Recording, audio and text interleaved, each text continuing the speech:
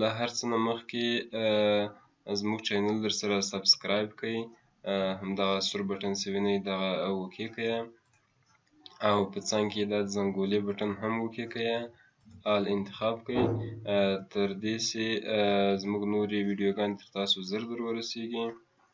نو زموږ چینل سبسکرایب کړئ او اوس به راسو ویډیو به شروع کړو.